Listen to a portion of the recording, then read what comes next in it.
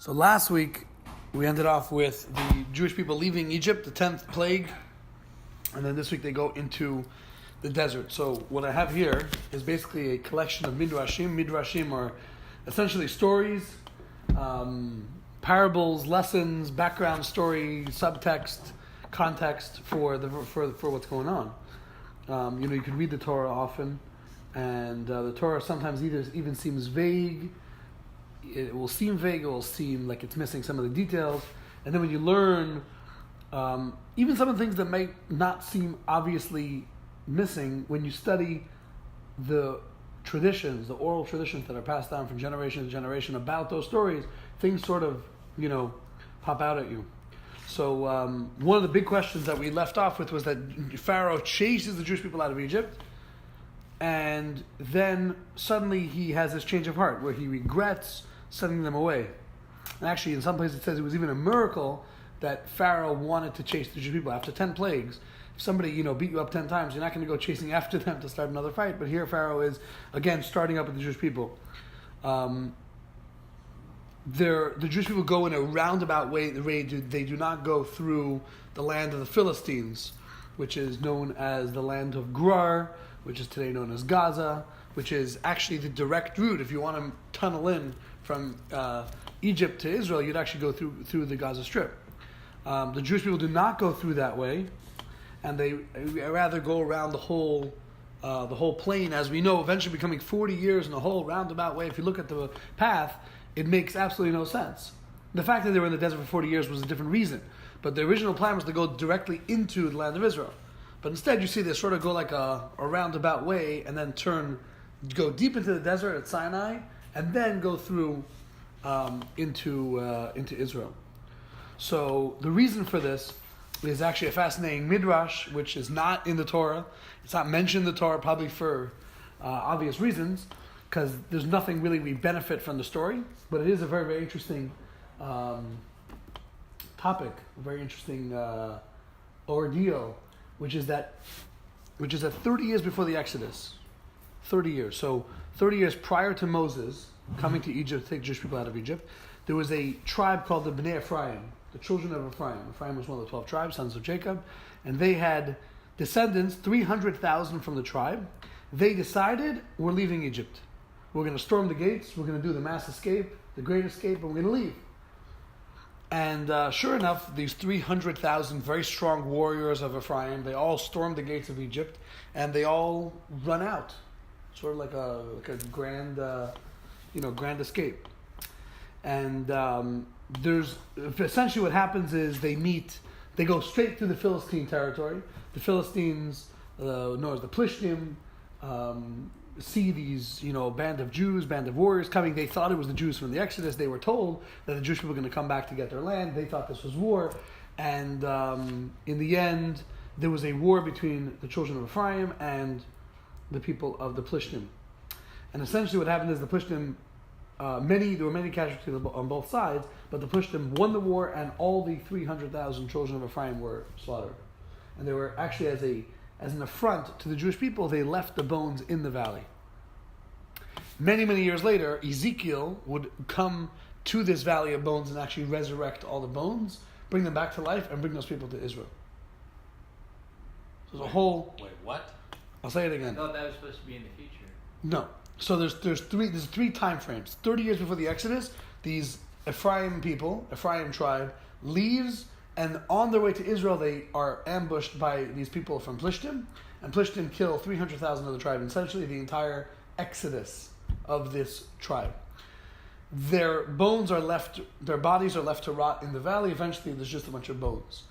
When the Jewish people come out of Egypt, Moses takes them on a roundabout way, because he didn't want the people to get frightened if they'd come and they see a bunch of bones of their brethren, right? With big signs saying, these are the children of Ephraim who tried to, escape, whatever. The Jewish people will get afraid and run back to Egypt. So in order not to be in that situation, Moses takes people all the way around into Israel. Later on, Ezekiel, the prophet Ezekiel, we're talking 1,000 years later, the prophet Ezekiel sees these bones, and he prophesies about these bones. God says, prophesies, this is actually in the Torah, in the Bible, prophesies that these bones should resurrect. And sure enough, the bones resurrect. There's three opinions of what happened to the bones. One say that they came back to life. They sung the song of the sea, which is we'll learn about in a moment, in this historical portion, and then they died. The second opinion is that they got up, they made their way into Israel, they were ushered into Israel, and then they died. So they were able to fulfill their mission of going to Israel. The third opinion is that they went into Israel, married, had families, and continued living as a normal life. I think a very easy reconciliation is that some of the people only got up, some of the people actually went to the land of Israel, and some people went to the land of Israel and continued living and lived their lives in peace in Israel, the rest of their lives. So this was 1,000 years after that? This is 1,000 years after the Exodus. Now the question that's often asked is, why didn't God protect the children of Ephraim from the Philistines? Okay, I understand that they, preempted the Exodus, but why should they be punished, so to speak, by God not protecting them? As we see that God did protect the Jewish people who left Egypt. So there's a few reasons. One of the primary reasons is because the Jewish people were promised to take Joseph's bones out of Egypt. So when Joseph passed away, Joseph was buried in Egypt.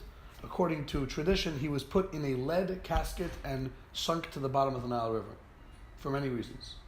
I think we mentioned this last week. Right before the Jewish people were supposed to leave Egypt, they went to the Nile, recovered Joseph's bones, recovered his coffin, and brought his coffin throughout the entire 40 years all the way into the land of Israel and buried him in what's now Shechem, which is, I think, Jenin. I forgot what city it was. Nablus, thank you. So that's where he's buried today. All the tribes were all taken out of Egypt, carried for 40 years, and brought into the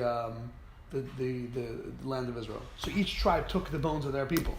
Ephraim is the son of Joseph. So Joseph's own grandchildren are abandoning his bones in Egypt. So the fact that they promised to take his bones out of Egypt and didn't fulfill the promise was one reason why they weren't saved from war. What if they had taken the bones with them? Then it seems that the fact they didn't take the bones meant that it wasn't yet time for the Exodus. Which is why Joshua, who was also from the tribe of Ephraim, or from the tribe of Joseph, didn't go with them. So 300,000 people of your cousins are all leaving Egypt, and Joshua says, "No, sorry, I'm staying here." They say, "What?" He says, "It's not yet time for the Exodus because we don't have a way to get the bones." And there were other things as well, like for instance, they were told that there's going to be a Redeemer that's going to come, he's going to say that it's time for the redemption, and so on. It would be like a bunch of Jews today, and this is not unfamiliar, but a bunch of Jews today deciding to go to the land of Israel and reestablish Jerusalem and rebuild the temple and have a king. We don't need Mashiach. We're going to do it on our own. We don't need God. We're going to do it on our own. So that's just an interesting story that as they say, and essentially it teaches us the value of oral tradition. That when our rabbis, when our teachers, when our sages tell us something, it has immense meaning, has immense impact. So just because we may not understand, hey, what's the difference if we leave now or the 30 years? What's the practical difference? Let's leave now. The answer is that you have to do things by, everything has its time. You try to rush things, it doesn't work. It doesn't seem to work. A very practical example in life is sometimes we try to force things to happen, and we even go around the rules to try to make them happen, and they don't work. And then all of a sudden when it comes time, everything just clicks, and without even trying, it happens. So many times Jewish people try to preempt the Messianic age. I think that the theme of this entire portion is really Messianic. It's very, very futuristic. And we'll get into examples soon. But the simple idea is that we have to do our best, and I think this is also the theme of tonight, is that you have to accept that God's going to do miracles and that you can't do it all on your own. But you have to do your best and follow the rules and do what you can do. A simple example, we're going to learn soon, we'll get to. So God liberates the Jewish people, and there's 6 clouds of glory. 7 actually. Seven clouds. 6 on each side. So up, down, right, left, and center. Right, left, and back. East, west, north, south, up, and down. Like the sukkah. That's where the sukkah comes from, by the way. And then you had a 7th cloud, which went in front of the Jewish people by day and gave them GPS, right? This is wherever the cloud is going, that's where you go. At night, where you can't see a cloud, there would be a pillar of fire. And the pillar of fire would show them where to go. When the cloud stopped, the fire stopped, they stopped. When it traveled, they traveled. They never knew what's going to happen. they could stay in a place overnight, as we find they did, or you could stay in a place for 38 years, or 16 years, I think, as once they did. They stayed in one city, one spot for 16 years in the desert. Didn't move. Then all of a sudden one day the cloud rose, time to travel. And there was a whole procession. How they traveled we'll get into maybe in the future Torah portion. What did the clouds do? The clouds protect them from the sun, as we know is incredibly hot. I imagine, it's not written here, but I imagine it also protected them from the cold, because it gets very cold in the desert at night. It protected them from, it killed the snakes and scorpions that were in the way, and also flattened the road. Flattened the desert sand. Sometimes you have desert dunes, which are very, very hard to get around or get over, and therefore it helped them. It paved the path for them. They weren't hungry, they weren't thirsty. God gave them food. God made their clothes wash themselves and grow with the people they were with. So they had the same clothes for 40 years. And they didn't have to go to the bathroom for 40 years, which we'll learn about in a moment. Onkelos, the famous Onkelos, who was a nephew of Hadrian, used to use this as an example to try to convert Romans to Judaism. He used to say, imagine that you have a bunch of people traveling together. The noble, the baron would hold the lantern for the duke, and the duke would illuminate the way for the prince, and the prince would hold the torch for the monarch. But did you ever hear of a monarch who lit the way for an entire populace? He says, look at the Jewish people in the desert. God, who is the king of the world, holds the torch for the Jewish people. So it shows a sense of pride and a sense of speciality. The Jewish people were so to speak escorted by God. And we'll find in the concept coming up about the splitting of the sea that a lot of things in Midrash, a lot of the key points of Midrash is pointing out that things that always happen for a reason. Midrash will explain. Sometimes you don't have context for why something happens, but the Midrash tells you a few stories and you see obviously why it happened. So there's something in Hebrew called midah keneged midah, literally translated as measure as a countermeasure. In other words, everything has a countermeasure. Every measure has a countermeasure. So if a person, God forbid, steals money from someone, eventually he has to pay the money back.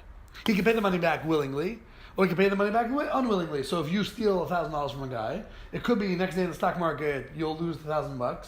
The guy who makes the money will, let's say, do a business deal and end up giving $1,000 back to the guy you stole it from. But somehow it's a zero-sum game in terms of what everyone deserves. So you can't get more than you deserve, and you can't get less than you deserve.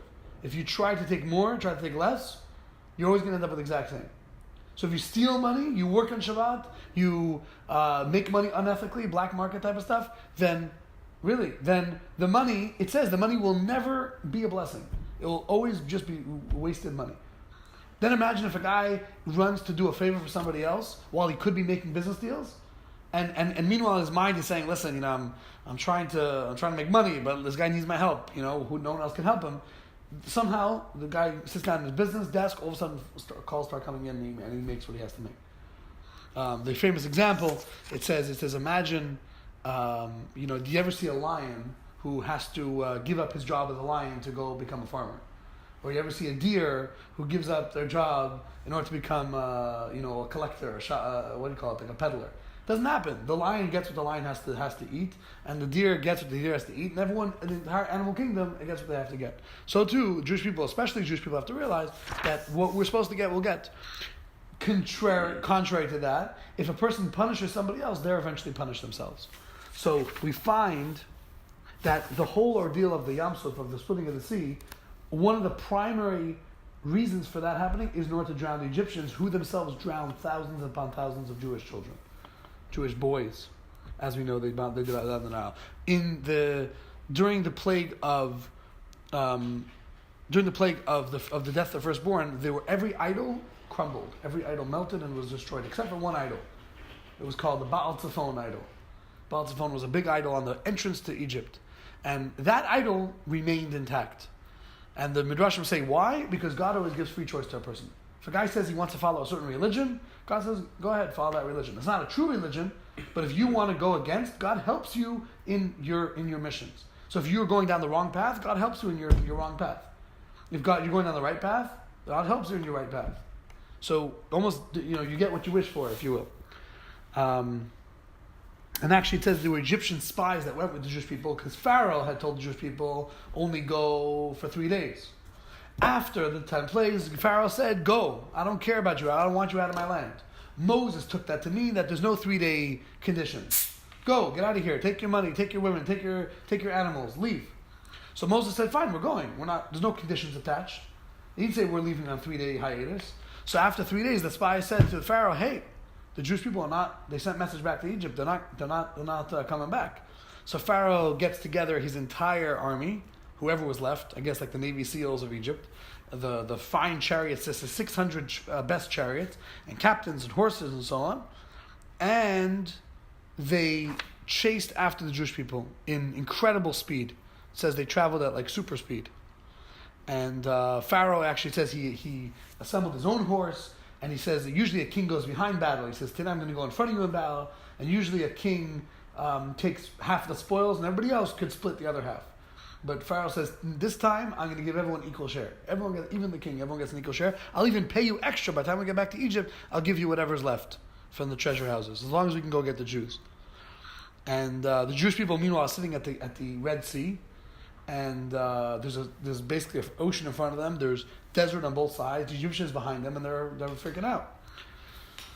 And it even says that they saw angels. There were angels in heaven. The angel of Egypt. Every nation has an archangel that protects them. And this angel, whose name is Uzzah, was getting ready to protect the Jewish people. Getting ready to protect the Egyptians and fight against the Jewish people. And the Jewish people started to pray. They started to pray really hard. And it says that there was actually 4 factions, 4 opinions, 4 political parties that started at the waterfront. One party said, let us throw ourselves into the sea. Let's commit suicide. Let's go. There's a sea in front of us. At least we'll die like that. The second faction said, I take it nobody could swim back then. Yeah. Well, swim across is not really going to help you. And then you're with your wives, your children. You have money. You have donkeys. You have food. It's not exactly. The second opinion was to surrender. Let's surrender. We'll go back to Egypt. We'll become slaves again. At least they fed us. At least they took care of us. Maybe if we appease them, the pacifists of the Jewish world, maybe if we appease them, they'll like us again. All right. Then the third faction said, let us fight them. The second faction said, let us fight them. In other words, we'll fight a war against them. And the last faction said, we're going to go into their camp, we're going to confuse them. I'm not sure what their plan was. And then Moshe tells the Jewish people, listen, God tells Moshe to tell the Jewish people, there's going to be miracles, just wait and see.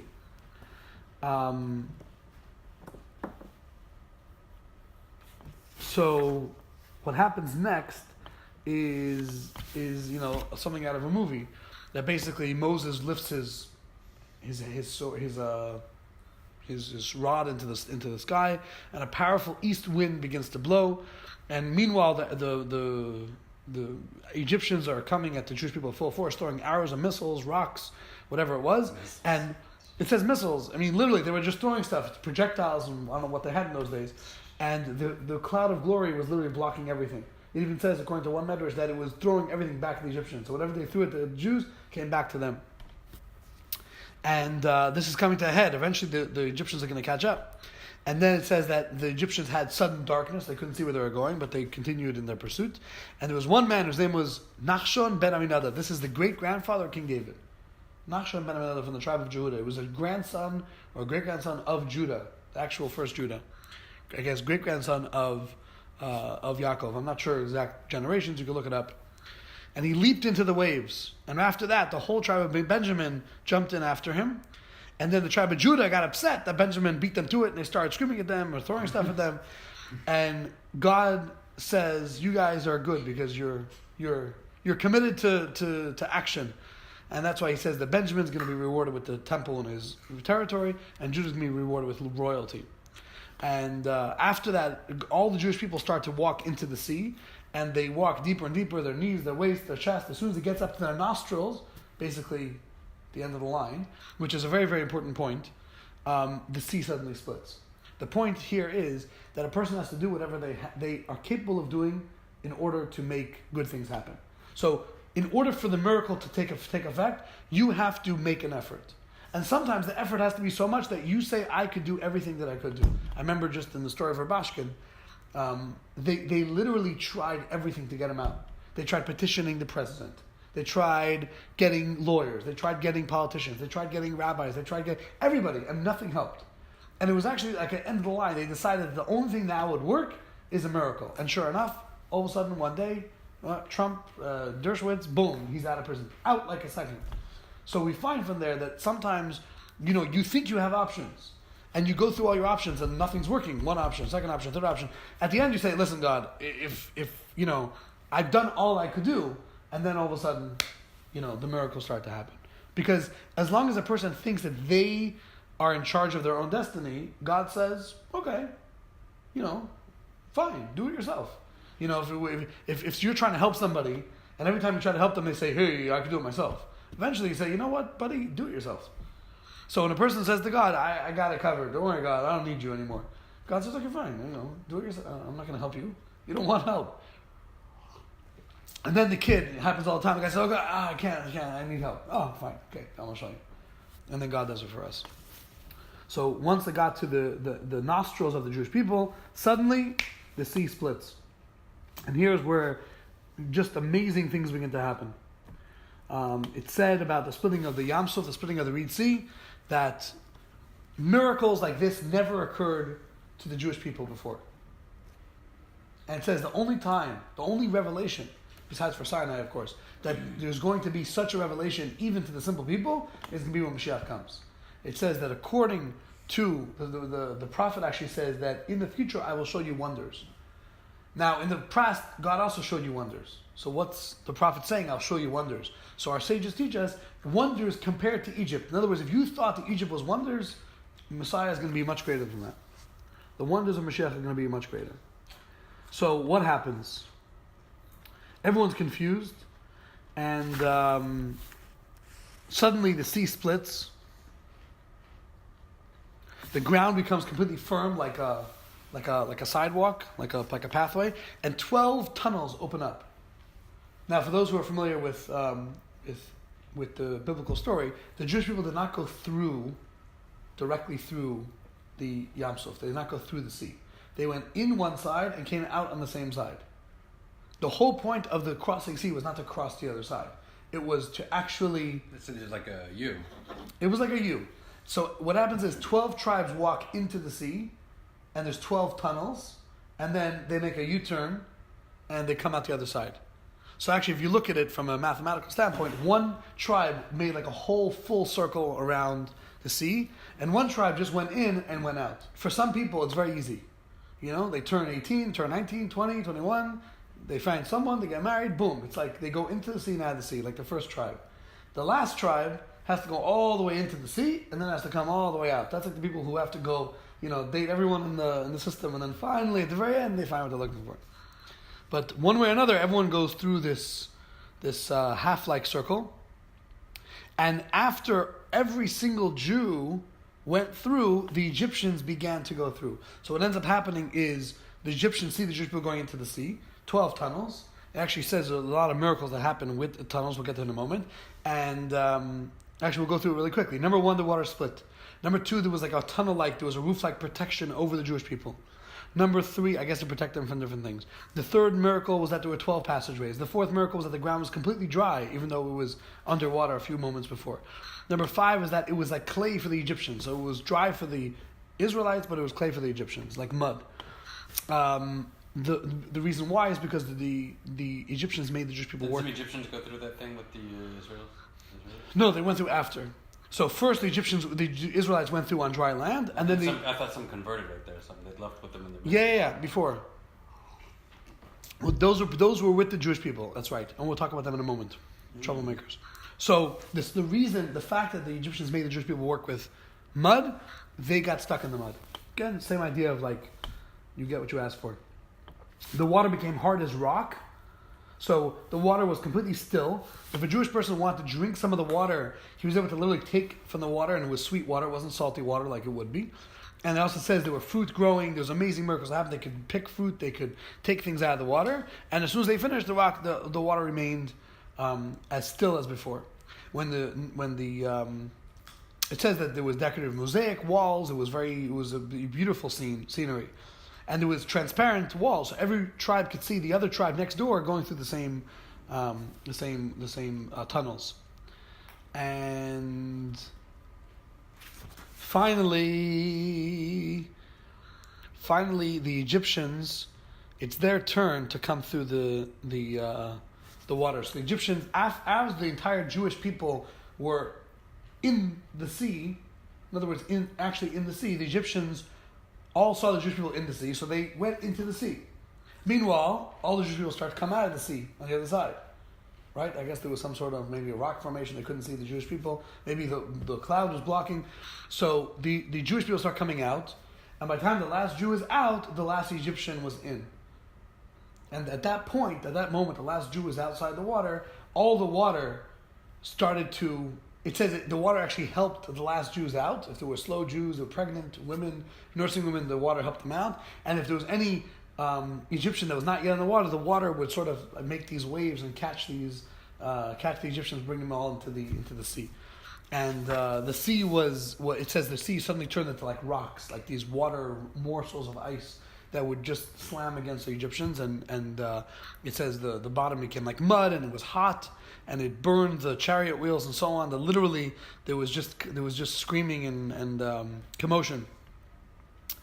It says there were 3 types of Egyptians based on the level of their evil. So there were some Egyptians, like the Nazis, who were just following orders. They were told to do the wrong thing, and they did the wrong thing. They didn't see themselves as anti-Semites. They were just following the leader. So those, they said, dropped like lead. Lead drops incredibly quickly. So they dropped, they died, and that was the end of them. The second were like stones. A stone has weight, but not as much as lead. And a stone can be tossed. I guess a lighter stone, maybe a brick. So these Egyptians, their bodies were literally tossed up and down, to and fro, from just knocking against these, against horses, against chariots, against the hard surface, and so on. And the third level was like straw. The Egyptians, they were so evil, they were like straw. And you take a piece of straw, literally it's just bobbing everywhere. And that was these Egyptians. They were literally just thrown from one side of the sea to the other, and they went through immense pain. It says some of them didn't even die until they were on the surface of the water. So what ends up happening is that after this entire scene, the Jewish people are watching this, and then the water goes back to being calm. So the Jewish people thought for a moment, hey, what happened to the Egyptians? Maybe they got off on the other side or something. So God made a miracle that all the Egyptian bodies were washed onto shore, and all the Jewish people could see all the Egyptian bodies either withering and dying or dead, completely comatose. This happened for a few reasons. Number one, so Jewish people could see that the Egyptians perished. Number two, that the Jewish people could take the gold and the silver from the spoils of the Egyptians. It actually says that wave after wave would come, and each time more and more like these pearls, gold, diamonds would come onto the shore. So Jewish people for days were just gathering more and more money. It says they gathered more gold in by the sea than they did when they left Egypt. And then also, finally, it says there were some Egyptians that didn't even die until they were literally on the seabed. So number one, the Egyptians who were dying could see the Jewish people made it, which gave them even a last stab in the heart before they died. And the Jewish people could rebuke the Egyptians for wronging them throughout all the years. And then comes this event where the Jewish people start to sing the famous song called Az Yashir. We say it in the morning services every single day, which means, and I quote, then Moses will sing. This is what the Jewish people sang actually in the desert. It says they all were inspired with divine providence, so they all just knew the song, and they started to sing. And it says, then Moses will sing, which doesn't sound grammatically correct. Really, it should say, then Moses sang. Then meaning in past tense. But us, meaning then, Yashir will sing means that Moses will sing. So we learn from this two very, very, very important things. Number one, redemption. That there's going to be a redemption of the Jewish people. And in the future of the redemption of the Jewish people are going to sing a song to God, to thank God for all the good that He did for us throughout the entire time in exile. And it says the same way Jewish people then sung with divine inspiration, so too we are all going to sing with divine inspiration. We don't have to know the words now. We're just going to know what to sing. Secondly, we learn resurrection. That the fact that Moses is going to sing, and Moses, as we know, passed away already, it's proof that Moses will actually come back and sing with us. That's a symbol and a sign in the Torah, in the Bible, that there's actually going to be a resurrection of Moses. And we find a few other things throughout the song. So just some of the ideas in the song, the words, the proud ones, we talk about the proud ones, which are the choice chariots, that even though the Egyptians were very proud, they still perished. It says Bilam, who was a trickster, who was a magician, he was a black magician. It says his sons tried to fly into the air to avoid the destruction, but the waves. Bilam was a advisor to Pharaoh before he became a non-prophet, before he became a prophet, right? So the waves went up into the air and caught them and brought them back into the water. Another thing was that the chariots, it says, were thrown into the sea. The same way that the Egyptians threw the Jewish babies into the sea, so too Pharaoh's chariots were thrown into the sea with the riders. And it says they sunk into the ground, the same way that the Jewish people were sunk in mortar and bricks and clay and mud in order to work hard in the mud to make bricks. So too the Egyptians were then thrown into mud, just like they did for the Jewish people. And then it says they sank into two depths. That's what the Torah says. Sank in two depths. The first depth was the Sea of Reeds. The second depth was a great ocean. So it sounds like the ocean actually brought water into the Reed Sea in order to make it more tumultuous. And then we find different references. So one reference to stone, where we find that some people felt like stone, some like stubble, some like lead. And also stone. Why stone? Because it says the Egyptians hardened their heart like stone. They remained rational. They didn't allow emotion to persuade them. It also says, you will destroy your adversaries. This refers to Amraphel, which is Nimrod, and Avimelech and Pharaoh, which are all previous adversaries. But this refers to all the adversaries of the Jewish people will all be destroyed, as we found in history. Especially in the time before Mashiach, all of the adversaries of all time will actually be reincarnated and be destroyed on public display. So the whole world could see their iniquities and the punishments that they get. A lot of times people today sympathize with evildoers. Or we don't even know how evil people are, right? People, you talk about guys like Saddam Hussein. People don't realize how much of an evil person he was. We know, we see evidence of things and chemical gases and torture chambers and so on, but that's what we found. Even the Nazis themselves tried to hide the fact of what they did. And imagine if they did. Imagine, how much harder it would be to try to prove to the world. And we still don't know all the horrors the Nazis did, only know what was shown. So Mashiach comes, all the evil that the nations ever did against the Jewish people and against humanity would all be exposed. It says that the same way that the Egyptians were cunning with the Jewish people and they tricked them into being slaves, so too the water tricked the Egyptians into going into it. Also, the same way Pharaoh tells his people that we're going to divide the Jewish people's spoil, what ends up happening is his spoil ends up being divided by the Jewish people.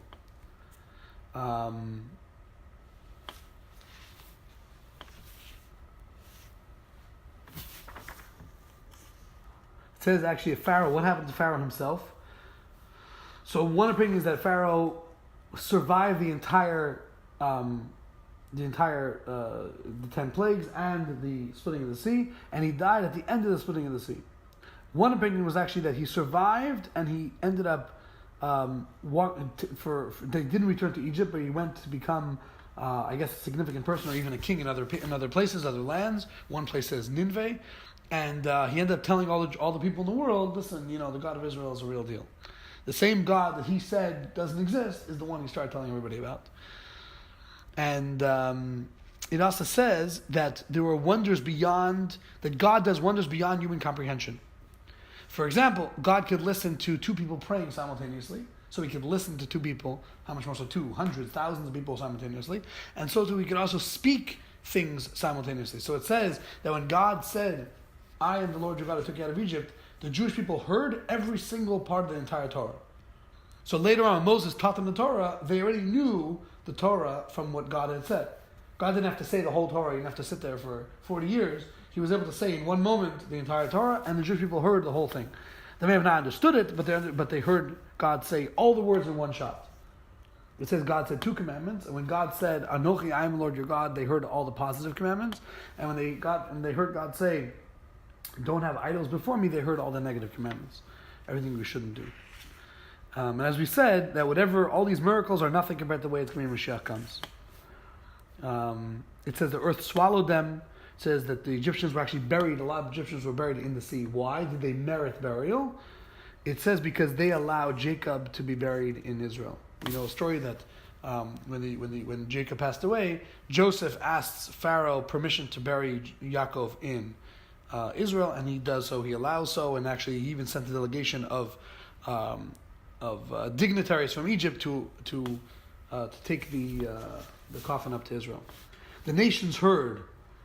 The Torah says the nations heard and they trembled. Which nations? Everybody. It says the Plishtim were petrified because they knew that they killed the children of Ephraim, and they thought now the Jewish people are going to come and take revenge. You killed our brothers. Edom, which is Esav, which is the entire, it's not the Christian nations, but the nations east of Israel, were all worried because maybe Yaakov will take revenge over the hatred of Esav. It says Moab trembled because there was a quarrel between Lot and Avram. They thought maybe the Jews were going to come and get even on that regard. And Canaan, which was the Canaanite nations, there was 31 kings that ruled 7 nations, and they were petrified because they knew now's the time. The Canaanites conquered Israel from Shem. Shem was the son of Noah. They kicked the Semites, right? You have 3 nations from Noah. Semites, Hamites, and Japhethites, right? Shem, Ham, and Japheth. Shem is the Semites, which is the name Shem, which is basically most of the Muslims or Jews. Then you have Ham. Ham is mostly the African tribes. And then you have Japheth, which either Eastern tribes or Viking tribes, we don't know. But the Ham tribes conquered the land of Israel from the Shem tribes. Now the Jewish people, which are the descendants of Shem, are coming back to Israel to reclaim their land. So they were afraid because the Jewish people they know are going to knock them out, as they did. Dread and horror will fall upon them, the Torah says.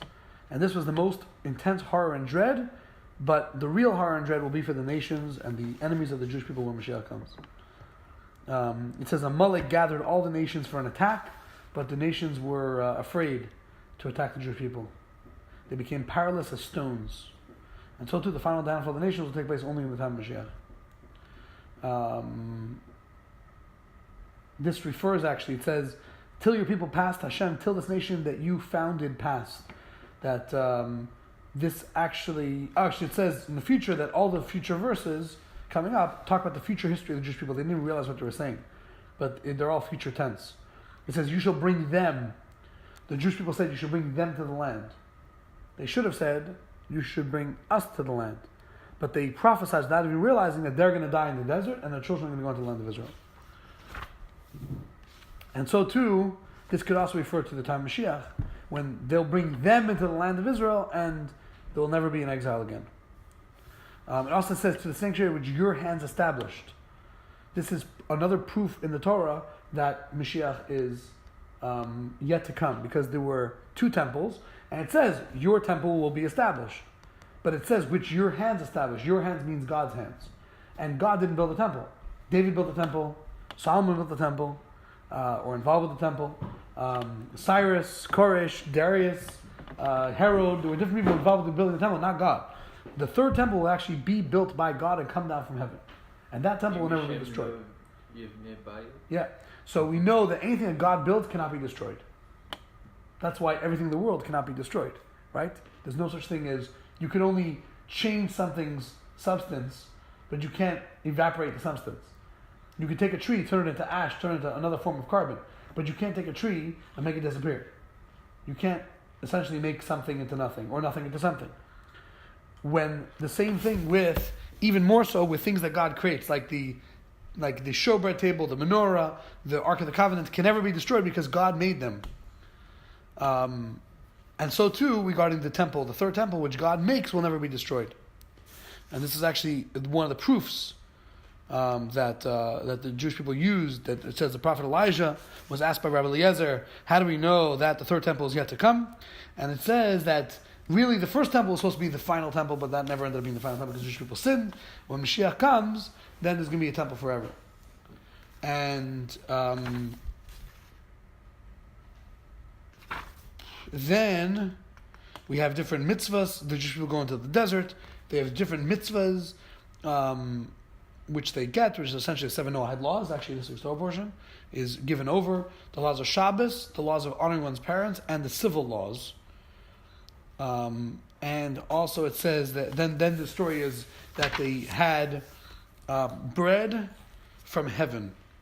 And this is, I think, another key point of this week's Torah portion, going back to the idea of sustainability. The Jewish people need food. So God promises to provide for them in the desert. What happens? Every single morning,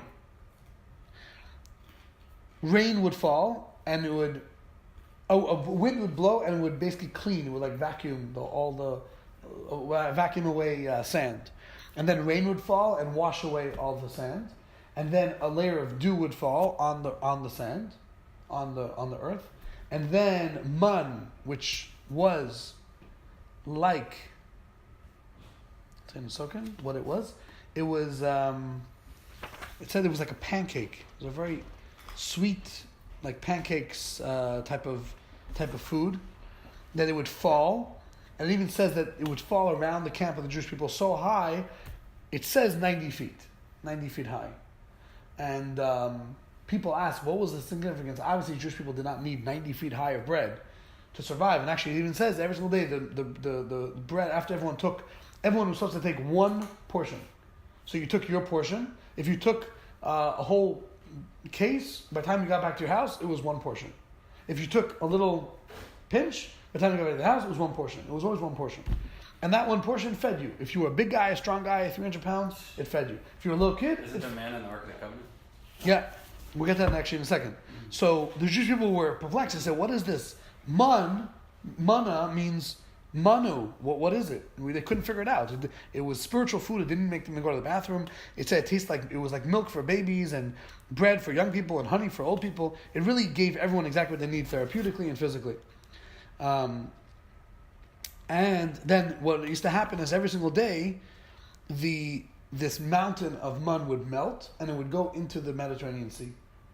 And it says that that people for generations later, or maybe for years later, when Gentile nations used to hunt these deer and rams to drink from these waters, the deer themselves tasted sweeter. And then we find Moses says to the people, listen, don't take extra. Everyone has what they need. And this is really the significance of this portion, is to teach us the exact same thing happens to us in our lives. The same way God brought bread from heaven for us to eat in the desert, so too every single day God gives us what we need physically and financially in order to survive. The only time that we don't get what we need is when we hold ourselves back. In other words, we do something that does not allow the blessings to come into our life. And we're going to give an example right now. So there's two guys, Dasan and Aviram. They were troublemakers in the highest order. If you think that you heard God speak and you left Egypt and you saw the 10 plagues and you met Moses, you'd be a spiritual guy.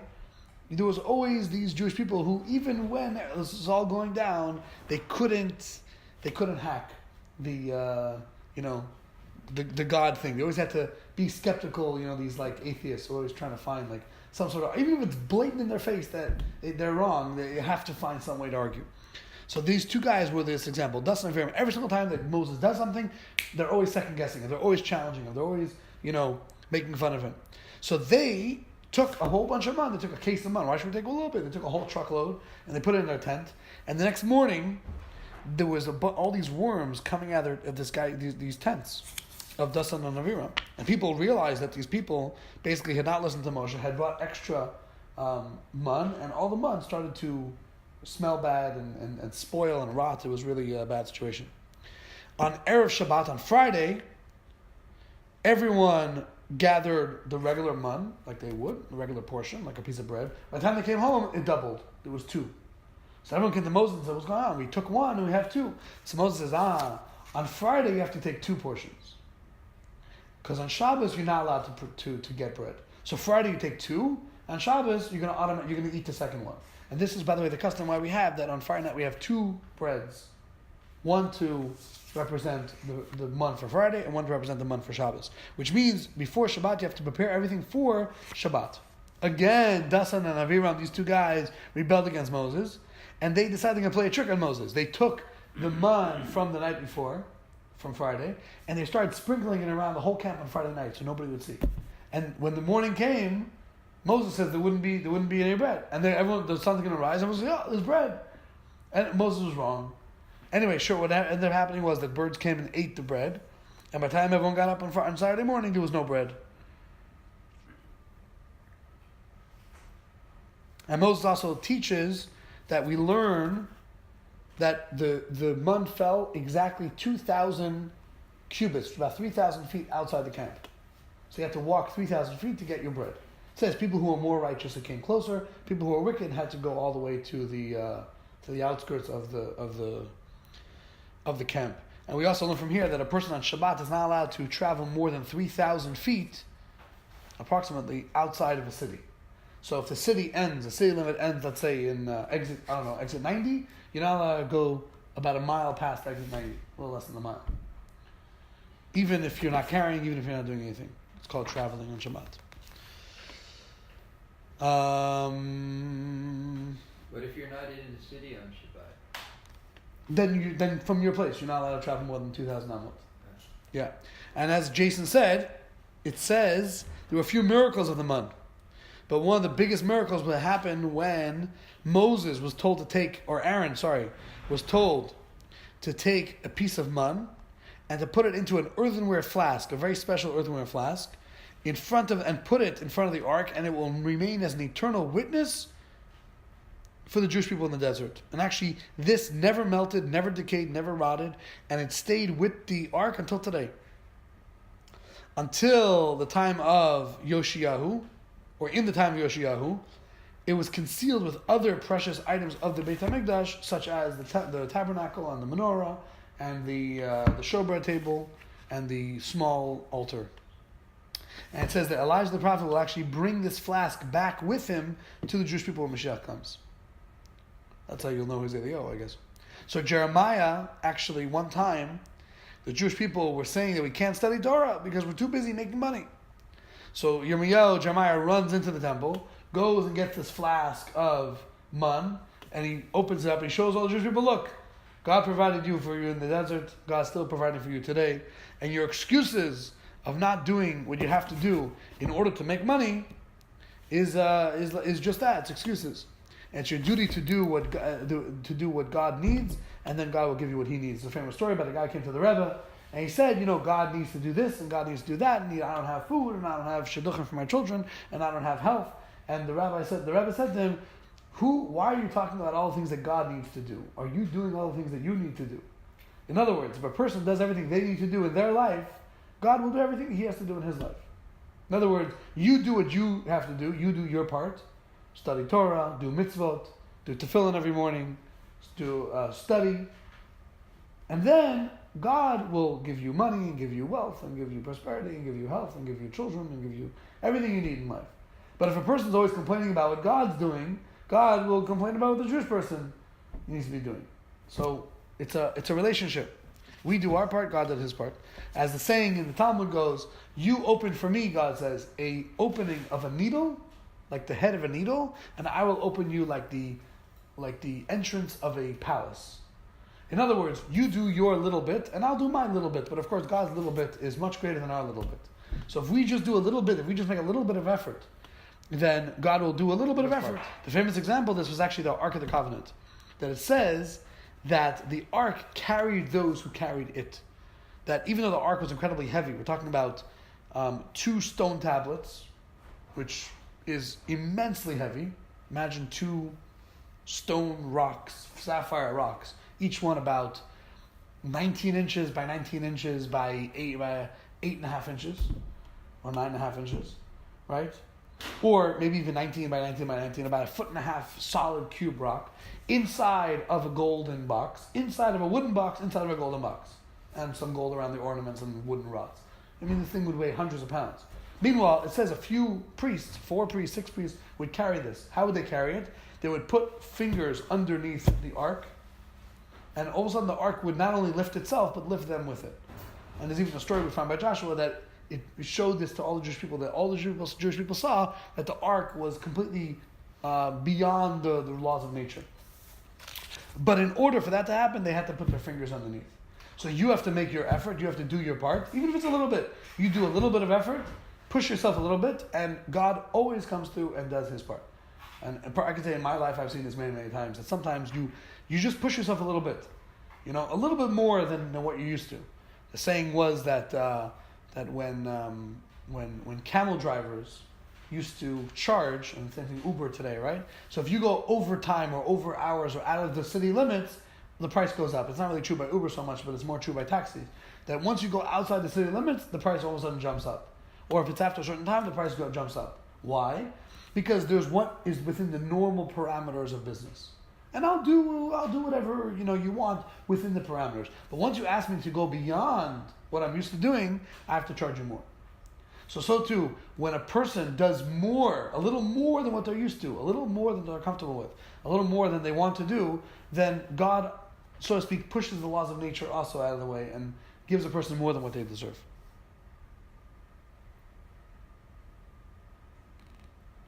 And this is the significance of the 60 amot, that it says that the man was like a mountain of 90 feet high of bread.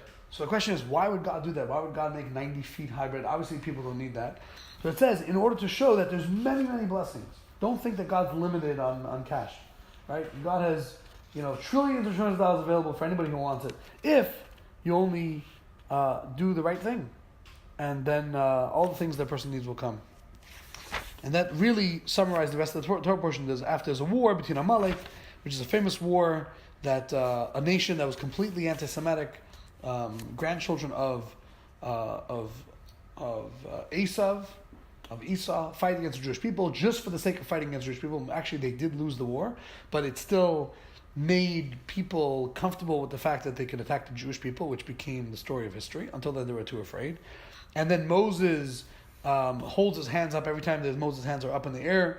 The Jewish people look up to heaven and they win the war. As Moses' hands are down, they start to lose, and Moses basically figures out that he could have two guys hold his hands up and they win the war. Moses actually holds the sun in the sky. Not only Joshua, Moses did this as well. Held the sun in the sky throughout the day until the Jewish people win the war, because I believe it's told that the Amalekites knew that the Jewish people are more powerful during the day and evil is more powerful at night. So they figured, we'll wait till the nighttime and then we'll win the war. But as the sun stayed in the sky, time and time went on, and more Amalekites are dying, and they're not winning the war. And sure enough, by time the Amalekites were finished, the sun was still in the sky, and then after that the sun set. And that concludes actually this historical portion. So, a few lessons. The first lesson is, so the question that we started with the class is, how do you split your own sea? It's very, very easy. Walk into the sea to the point that you can. Do everything in life to the extent that you're able to do it. If you can't do it, it's not your responsibility. And there's many stories like this. There was a chassid who was in shul. He was in a shtibul shul one day, and a guy comes running in. That's how news started, right? The guy comes running in and says, Yankel, your ships all sank. This guy was a very wealthy guy, and he had a lot of money invested in these ships. And someone said the ships all sank, or maybe his forest burnt down. He was in the lumber business, whatever it was. His entire business is bankrupt, and he fainted, completely fainted. He couldn't handle it, and they revived him. And as soon as he realized what was going on, he fainted again. And someone told him, he says, "Don't worry, it wasn't your ships. Don't worry, relax." And sure enough, about 10 minutes later, some guy comes and says, "No, it wasn't Yankel ships. It was someone else, some other guy, some non-Jewish parts, whatever, lost the ships." So they said to the first guy, "You're like a prophet. How did you know that it wasn't this guy's ships before the news came?" So he said, "When I saw the guy fainting once, twice, 3 times, I knew there's no way it's his, because it says that God does not give you a challenge that you can't handle." To the Kabbalistic example, the Talmudic example, is that God doesn't give a camel more than it can handle. So God, you fit the camel according to the load, right? You load a camel. Camels can carry an immense amount of weight. But at some point, if you overburden the camel will collapse. So God, same way us, we can carry an immense amount of pressure, an immense amount of load, an immense amount of of stress, if you will, good stress. We could overcome our challenges, but God will never give us too much that we can't handle. And if it's too much, we know that's not for us, as many examples go. And this analogy of the camel, by the way, is very important, because that's the modern example is that this guy Adin Steinsaltz was a rabbi, and he was in the middle of many projects. He went to the Rebbe and he wanted to know advice which of his projects he should forego, because there's just too much stress from all the projects. And he went into the Rebbe, and the Rebbe basically told him, you should take on more projects. That was his audience.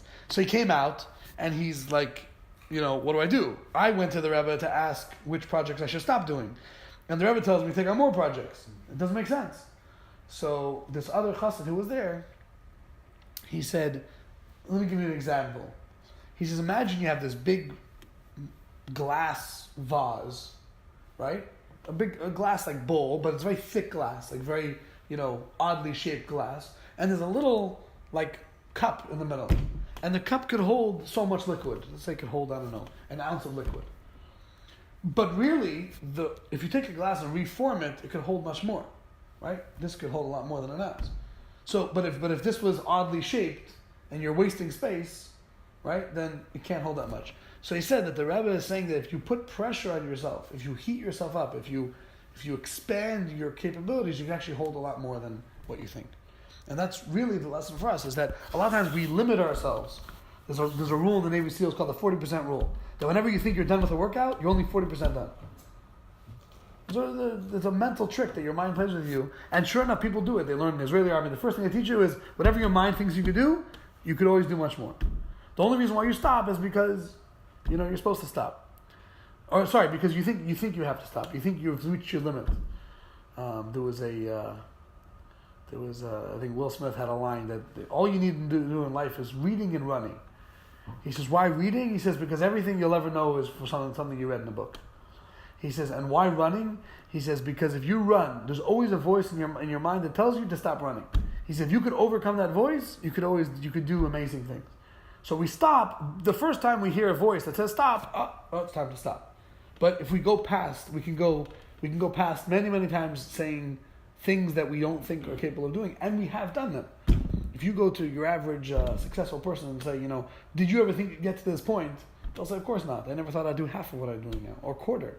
And it's only after we do it, we think it's so normal, people look at us and say, wow, it's amazing, man. Like, how'd you build this whole, house? I say, well, one brick at a time. You didn't think about the long-term picture. You just thought about brick and brick and brick and brick. And that's really the story of Jewish history.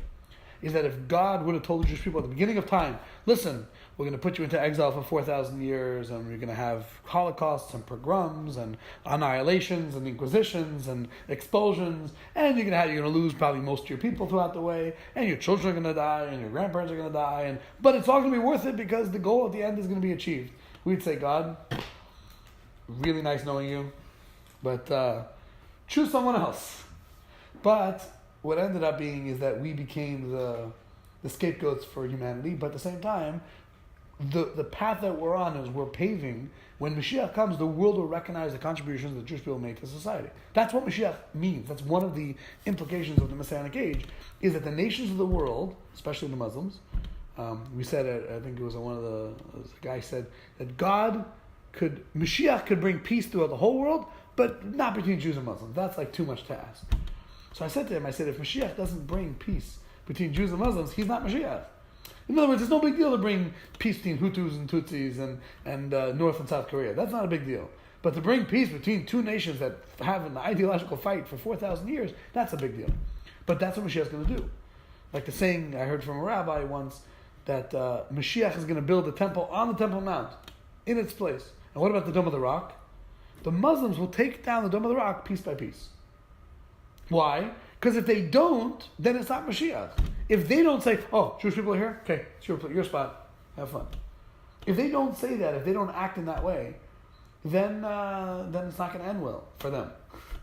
In other words, it's in their best interest to let the Jewish people do what they have to do. So when we do what we have to do, the entire world will open up a path for us, and we'll eventually see the value and see the effects of all the good things we ever did in our whole lifetimes, our parents' lifetimes, our grandparents' lifetimes, all the way back 90-something generations to Moses, and 25 generations before that to Adam and Eve. And all the good things in the world will suddenly come to fruition. All the evil in the world will realize it was just a charade and a facade and an illusion, and it never really existed in the first place. It was just the absence of good, which is what all the evil in the world is. It's just an absence of good. If you show the evil, it doesn't have a place. If you show the opposition, it doesn't matter. There's no more opposition. It's very, very hard for opposition to cultivate if you do not give it space. If you do everything you have to do and you don't allow opportunities to be taken away, then what could they do? They could just they'll make fun of you, and then eventually they'll just disappear like all the other nations of enemies of the Jewish people have disappeared throughout history. Shabbos. Questions? Yeah, that was really cool though. Beshalach. Jason, thoughts? So the Midrash puts it all together. The Midrash really gives you the full picture. That was cool. Yeah. I like Midrash. Midrash is amazing. Do you take like a literal, that's the thing, I thought with Midrash, so when it talks about like a 90-foot high wall of manna, or do we interpret that literally? So here's what I would say. Wasn't actually, if you measured from bottom to top, would it actually have been 90 feet? I don't know. Was there ever a time it was 90 feet? I don't know. But definitely, when you looked at the wall, you would have seen a 90-foot wall. In other words, that's how imposing it was. So the Midrash is not necessarily trying to tell you that if you measure in exact inches, it was 90 feet.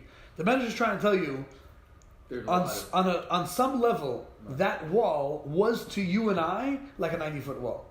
In other words, if someone from that age, if a guy from the desert was standing here today trying to describe this wall to us, which we can never imagine because we're not there. He's trying to describe this amazing ring around the entire camp. He would say it was like a 90-foot wall. Was it actually like a 90-foot wall? I don't know. I actually heard somewhere else that it was a 30-foot wall or a 25-foot wall. The point is still the same. The point is that it was this massive wall of manna that surrounded the entire camp. It was imposing. It was really imposing that God sends all this free bread, and by the afternoon it was gone. That's what used to happen. It was to fall in the morning. The sun would come up, it would melt the dew, melt the bread. It would all flow into the rivers, the ravines, the brooks, and so on, and it was gone. You had to wait the next day until your bread came again. And that's really the approach we take in Medrash and everything. If you could literally say, the fact is, you're already saying that there was a miracle called the man. Does it make a difference if it was 20 feet or 90 feet? It doesn't really matter. There's some cases where Midrashim are problematic. Like what about from the literal tense? I'll give you an example. There's a Medrash in this Torah portion that says that Pharaoh survived Egypt, survived the splitting of the sea, became a religious king, not Jewish, but I'm saying he believed in God, and became the king of Nineveh. And Nineveh was populated by, it was one of the biggest cities in the world. I think it's called Tyre or something today. And it says it would take you 3 days to walk from one side to the other. Again, I don't know what that means literally. It was a massive city, hundreds of thousands of people. And they went against God. They were stealing, they were murdering, they were doing bad things. And the prophet Yonah, famous story, Yonah, read on Yom Kippur, the fish, Yonah gets swallowed by a fish, he comes to Nineveh, and he tells the king, in 3 days, if you don't repent, the city will be destroyed. And the king, who our sages tell was Pharaoh, tells the people, listen guys, I know this God, he doesn't mess around. I say we should come clean. If you stole money, give it back. If you took something, make do with it. Make well with your friends. We're going to sit on ashes. We're going to fast for 3 days, men, women, and children, and even babies. And at the end of 3 days, we're going to ask God for forgiveness. That's exactly what happens. The city is saved in the end. Was this the Pharaoh of the Exodus? You could say that. But if you do, you have to say that Pharaoh lived 500 years? 700 years? I mean, it's a long time from the Exodus all the way until the time of Yonah. I don't know exactly what the calculation is. So, do you say that it was the exact same guy? I don't know. I'm not sure. That Medrash is a little more problematic from a chronological standpoint. It could be it was a reincarnation of Pharaoh, which is possible. It could be he was inspired by Pharaoh. It could be that Pharaoh actually did go to Nineveh, but died. And he told the people, if a prophet ever comes and tells you, you're up to no good, you listen to him. So, he was considered the Pharaoh. Whatever it is, that's what the Medrash is trying to tell you. that it brings a lesson there, whatever the lesson is supposed to be. The lesson was that because of Pharaoh, the nation of Nineveh said, "Oh, we remember a story not too long ago where the people went against God and they got 10 plagues and the splitting of the sea and all these terrible things. I think we should listen to God." So it was an influence for them, as if Pharaoh himself was there. Was Pharaoh himself there? I don't know. That's for the cool. I like chronologists and the archaeologists to figure out. Let the archaeologists of Nineveh find the tomb from Pharaoh in Nineveh. Then we'll it's a medrash that says, but the point is the same. This book, by the way, the medrash says, generally tends to have midrashim that are taken at face value. In other words, most of the midrashim here are pretty straightforward. Like, isn't there a midrash about like Moses being 10 cubits by 10 cubits? Right. So that midrash is a little problematic from a logical, literal standpoint. But again, like the 90 feet high, wall of mud, if you and I were standing in front of, I don't know, some kid, some rabbi from the time of Moses, and he's trying to tell us what Moses was like, he would describe Moses as this larger than life figure. He was a giant. He was huge. He was just like, whatever he said, everyone listened. It was as if he was a 10-foot high guy, 15-foot high guy, whatever it is. Now, was he physically a giant? No, I don't think he was physically a giant. And there's a lot of issues with him being physically a giant too. Like when he comes to Midian, the daughters of Midian say, "Oh, this Egyptian man showed up in town today." And then their father says, "Did you invite him over for dinner?" And they say, "No." So what? He helps you and you don't invite him for dinner? I'll bring him over for dinner. They didn't say this giant guy was 15 feet up. You know what I mean? It would have been a different story. It didn't. There's no stories of Moses like bending down and going to Pharaoh. Furthermore, it even says that Pharaoh was a tiny guy. It says Pharaoh was like 1.5 feet high. And you think Pharaoh was actually a 1.5 feet high guy? Or so people say that the Medrash is trying to explain that Moses was like a massive dude. He was this huge giant of a man.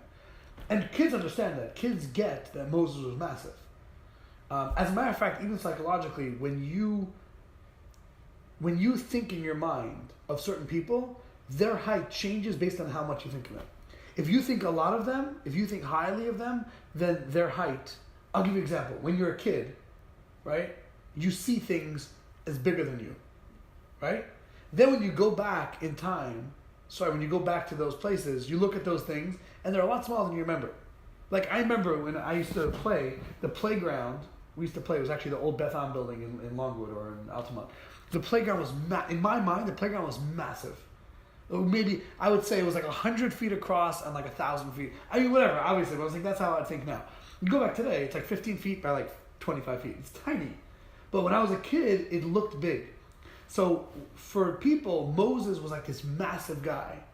And Pharaoh was like this little child, little baby, who people are trying to like reason with. And that's how the Midrash talks about Pharaoh. Pharaoh's like this little kid, this little man. And Moses, this 15-foot high guy, as big as this room, is coming up to Pharaoh and says, "Let my people go." He said, I said, "Let my people go." God says. And he walked out. At the end of the day, it could be if Pharaoh was this massive bodybuilder, Hulk guy, and Moses was a small guy, 5'3", whatever it was. But that's not how it looked when they spoke to each other. It looked like Moses was literally a lord to Pharaoh, which is exactly how God tells Moses to talk to Pharaoh. Talk to him like a lord. Talk to him on behalf of me. You're telling him God says. Don't have any sense of cowardice. Don't have any sense of a reservation when you talk to him. So it was as if a giant is talking to a small guy. That's only because the Medrash it doesn't have to be translated literally. That's the meaning of a Medrash. A Medrash means a teaching. So you're trying to explain Moses was a big figure. The same way we talk about the Rebbe being a giant. The Rebbe wasn't tall. The Rebbe actually wasn't tall at all. Probably average height, if not, shorter. He was older too. Older people tend to be smaller. But that doesn't change the fact. Yeah. That doesn't change the fact that you talk to the Rebbe like, wow, the guy was like, we say metaphorically, the Rebbe held the weight of the world on his shoulders. Like the world was on the Rebbe's shoulders. Whenever you saw the Rebbe, he was holding the problems of the world. Every problem in Jewry, the Rebbe held. Every problem in the world, the Rebbe held. Every suffering of people, the Rebbe held on his shoulders. Now, is it literally, if you had to paint a picture of the Rebbe, you have like a picture of the world on the shoulders, like Atlas shrugged? No. But the point is that that's how you saw the Rebbe. Right? When he carried his pekalach, he used to always carry a bag, like a shopping bag, like a public shopping bag, paper bag, filled with envelopes, filled with letters. So they say, Rebbe used to hold the request of the world in his bag. The whole world, the whole market, the whole, the entire revolution of human history was in the Rebbe's bag. How would you say that to a child? How would you explain that to somebody who doesn't understand what's going on? So you use a metaphor. You use these hyperbole in order to get the point across. That's what the Medrash does. The Medrash is trying to make this magnificent point about there's how do you understand, how do you imagine even that 600,000 families, millions of people are traveling and they're stuck, and then there's the clouds were there actually clouds of glory? Like physical clouds of glory, like white smoke, I don't know. All I know is that the sun was not affecting the Jewish people on top. The cold was not affecting the Jewish people at night. The ground was even. The snakes and scorpions were not biting the Jews. So you could say it was as if there was 4 clouds of glory on both sides. So it means they couldn't see a half a mile to the left or to the right. They didn't have any scenic view. Okay, so the clouds were invisible. So there were clouds, there weren't clouds. There was something protected the Jewish people from all 7 dimensions.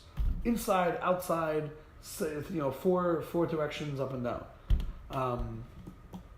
Pillar of fire. Was there actually a pillar of fire? Something lit the way. Something told them what to do. Probably a pillar of fire. Why not? There's no reason. In other words, some people take the position that midrashim are metaphorical. Why do you have to say that? Actually, some midrashim fit much better with the biblical text than the biblical text fits with itself. In other words, the midrash actually explains how the biblical text makes more sense based on the midrash. It's only when the midrash says something that doesn't fit with the biblical text. In other words, it contradicts a biblical text. Or, like for instance, it says that Og, the giant of Og, was Eliezer. Now the problem with that is that Eliezer and the giant both lived at the same time, and they're actually mentioned in the same story in 2 different places. So as Abraham is sacrificing Isaac, Eliezer is with Abraham, and as Abraham is sacrificing Isaac, Og is with Sarah. So Og and Eliezer are the same person? You understand there's a problem with reality, with a problem with the physical universe, unless you say that they were, maybe they were clones, maybe they were brothers. I don't know. Maybe they were twins, separated at birth. And Og was massive and Eliezer was massive, and they were both giants, and one served Abraham and one... Fine, you can say that. But you have to explain it somehow. Or say that they represented each other, they were spiritual twins, whatever it is. But at the end of the day, the Medrash says they were the same guy. Kabbalah is almost never literal. So Bible is always literal, Medrash is sometimes literal, and Kabbalah is almost never literal.